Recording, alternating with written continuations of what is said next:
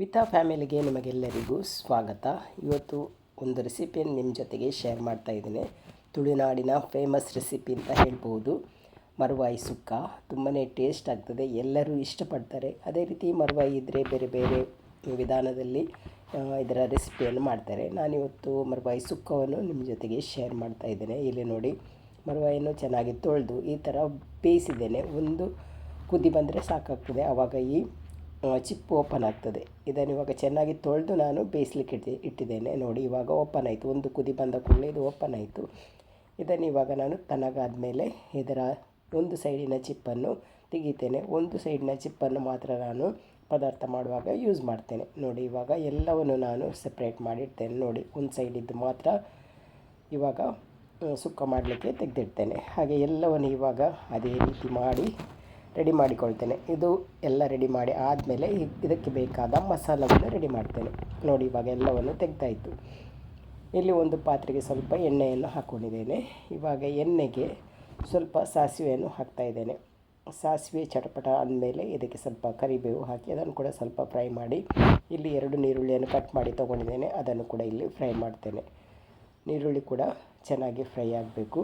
ಹಾಗೆ ಈರುಳ್ಳಿ ಫ್ರೈ ಮಾಡ್ತಾ ಇದ್ದೇನೆ. ಹಾಗೆಯೇ ನನ್ನ ವೀಡಿಯೋನ ಫಸ್ಟ್ ಟೈಮ್ ಯಾರಾದರೂ ನೋಡ್ತಾ ಇದ್ದರೆ ಪ್ಲೀಸ್ ನನ್ನ ಚಾನಲ್ಗೆ ಸಬ್ಸ್ಕ್ರೈಬ್ ಮಾಡಿ, ಸಪೋರ್ಟ್ ಮಾಡಿ. ಹಾಗೆ ಇಲ್ಲಿ ನನಗೆ ಎಣ್ಣೆಯಲ್ಲಿ ಮೊದಲಿಗೆ ನಾನು ಬೆಳ್ಳುಳ್ಳಿಯನ್ನು ಹಾಕಬೇಕಿತ್ತು, ಮರೆತು ಹೋಯಿತು. ಹಾಗಾಗಿ ಇವಾಗ ಈರುಳ್ಳಿ ಫ್ರೈ ಮಾಡುವಾಗ ಸ್ವಲ್ಪ ಎಣ್ಣೆಯಲ್ಲಿ ಹಾಕಿ ಮಧ್ಯದಲ್ಲಿ ಆಮೇಲೆ ಫ್ರೈ ಮಾಡಿಕೊಳ್ತಾ ಇದ್ದೇನೆ. ಮತ್ತು ಎಲ್ಲವನ್ನು ಒಟ್ಟಿಗೆ ಫ್ರೈ ಮಾಡ್ತೇನೆ. ಹಾಗೆ ಈರುಳ್ಳಿ ಕೂಡ ಇವಾಗ ಸ್ವಲ್ಪ ಫ್ರೈ ಆಗ್ತಾ ಬಂತು. ಹಾಗೆ ಇಲ್ಲಿ ನಾನು 2 ಟೊಮೆಟೊವನ್ನು ತೊಗೊಂಡಿದ್ದೇನೆ. ಅದನ್ನು ಇವಾಗ ಅದರ ಜೊತೆಗೇ ಹಾಕಿ ಫ್ರೈ ಮಾಡ್ತೇನೆ. ಟೊಮೆಟೊ ಕೂಡ ಹಾಗೆ ಸ್ವಲ್ಪ ಸಾಫ್ಟ್ ಆಗುವ ತನಕ ನಾವಿಲ್ಲಿ ಫ್ರೈ ಮಾಡಿಕೊಳ್ಬೇಕು.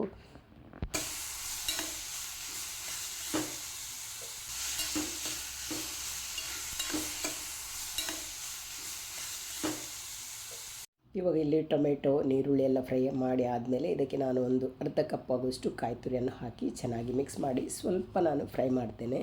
ಹಾಗೆಯೇ ಈ 3 ಥಿಂಗ್ಸ್ ಕೂಡ ಫ್ರೈ ಮಾಡಿ ಆದಮೇಲೆ ಇದಕ್ಕೆ ಬೇಕಾದ ಮಸಾಲವನ್ನು ಹಾಕಬೇಕು. ಇಲ್ಲಿ ಅರಸಿನ, ಕೊತ್ತಂಬರಿ ಹುಡಿ, ಜೀರಿಗೆ ಹುಡಿ, ಕಾಳುಮೆಣಸಿನ ಹುಡಿ, ಹಾಗೆಯೇ ಮೆಣಸಿನ ಹುಡಿಯನ್ನು ಹಾಕಿ ಚೆನ್ನಾಗಿ ಮಿಕ್ಸ್ ಮಾಡಿಕೊಳ್ತೇನೆ. ಇಲ್ಲಿ ಜಿಂಜರ್ ಗಾರ್ಲಿಕ್ ಪೇಸ್ಟ್ ಬೇಕಾದರೂ ಕೂಡ ಹಾಕ್ಕೊಳ್ಬೋದು. ನಾನು ಹಾಕಲಿಲ್ಲ. ನಿಮಗೆ ಇಷ್ಟ ಇದ್ದರೆ ಅದನ್ನು ಕೂಡ ಹಾಕ್ಕೊಳ್ಬೋದು, ಇಲ್ಲಾಂದರೆ ಜಿಂಜರ್ ಗಾರ್ಲಿಕ್ಕನ್ನು ಕಟ್ ಮಾಡಿ ಅದನ್ನು ಹಾಕ್ಕೊಳ್ಬೋದು. ಇಲ್ಲಿ ನಾನು ಮರುವಾಯನ್ನು ಬೇಯಿಸಿದಾಗ ಸಿಕ್ಕಿದ ನೀರನ್ನು ಸ್ವಲ್ಪ ಹಾಕ್ಕೊಂಡಿದ್ದೇನೆ, ಸ್ವಲ್ಪ ಗಸಿಯಾಗಿರಲಿ ಅಂತ ಹೇಳಿ. ಹಾಗೆ ಇಲ್ಲಿ ನೋಡಿ, ಇವಾಗ ಮರುವಾಯಿ ಓಪನ್ ಮಾಡಿ ಎಲ್ಲ ರೆಡಿ ಮಾಡಿ ಇಟ್ಟಿದ್ದೇನೆ. ಹಾಗೆ ಇವಾಗ ಈ ಕುದಿಯುತ್ತಿರುವ ಮಸಾಲದಲ್ಲಿ ಹಾಕಿ ಮತ್ತೊಮ್ಮೆ ಚೆನ್ನಾಗಿ ಬೇಯಿಸಿಕೊಳ್ತೇನೆ. ಮತ್ತು ಒಂದು 5ರಿಂದ 10 ನಿಮಿಷ ಬೇಯಿಸಿಕೊಂಡ್ರೆ ಮರುವಾಯಿ ಸುಕ್ಕ ರೆಡಿ ಆಗ್ತದೆ. ತುಂಬಾ ಟೇಸ್ಟ್ ಆಗಿರ್ತದೆ. ಹಾಗೆಯೇ ಕೊನೆಯದಾಗಿ ಇದಕ್ಕೆ ಸ್ವಲ್ಪ ಕೊತ್ತಂಬರಿ ಸೊಪ್ಪನ್ನು ಕೂಡ ಹಾಕ್ಕೊಳ್ಬಹುದು. ಹಾಗೆ ಇವಾಗ ನೋಡಿ, ಎಲ್ಲವನ್ನು ಮಿಕ್ಸ್ ಮಾಡಿ ರೆಡಿ ಆಯಿತು. ಇನ್ನು ಇದಕ್ಕೆ ಒಂದು ಸ್ವಲ್ಪ ಹೊತ್ತು ಕುದಿ ಬರಲಿಕ್ಕೆ ಇಡ್ತೇನೆ. ಮುಚ್ಚಳ ಮುಚ್ಚಿ ಇದನ್ನು ನಾನು ಬೇಯಿಸ್ಲಿಕ್ಕೆ ಇಡ್ತೇನೆ. ಈ ಮರುವಾಯಿ ಸ್ವಲ್ಪ ಚಿಕ್ಕದಾಗಿರುವುದರಿಂದ ಬೇಗನೆ ಇದು ಬೇಯ್ತದೆ. ಹಾಗೆ ಇವಾಗ ಮುಚ್ಚಳವನ್ನು ಮುಚ್ಚಿ ಇದನ್ನು ಬೇಯಿಸಿಕೊಳ್ತೇನೆ. ಇಲ್ಲಿ ನೋಡಿ, ಇವಾಗ ಮರುವಾಯಿ ಸುಕ್ಕ ಕೂಡ ರೆಡಿ ಆಯಿತು. ರುಚಿಯಾಗಿರ್ತದೆ. ನೀವು ಎಲ್ಲರೂ ಟ್ರೈ ಮಾಡಿ ನೋಡಿ. ಹಾಗೆಯೇ ಇವತ್ತಿನ ಈ ಒಂದು ಸಿಂಪಲಾದ ಮರುವಾಯಿ ಸುಕ್ಕದ ವಿಡಿಯೋ ನಿಮಗೆ ಇಷ್ಟ ಆದರೆ ಲೈಕ್ ಮಾಡಿ, ಶೇರ್ ಮಾಡಿ. ಅದೇ ರೀತಿ ಸಬ್ಸ್ಕ್ರೈಬ್ ಮಾಡೋದರ ಮೂಲಕ ನನ್ನ ಚಾನಲ್ಗೆ ಸಪೋರ್ಟ್ ಮಾಡಿ. ಇನ್ನೊಂದು ವಿಡಿಯೋದೊಂದಿಗೆ ನಾಳೆ ಸಿಗ್ತೀನಿ. ಅಲ್ಲಿ ತನಕ ಬಾಯ್ ಬಾಯ್. ವಿಡಿಯೋ ನೋಡಿದ ನಿಮಗೆಲ್ಲರಿಗೂ ಧನ್ಯವಾದಗಳು.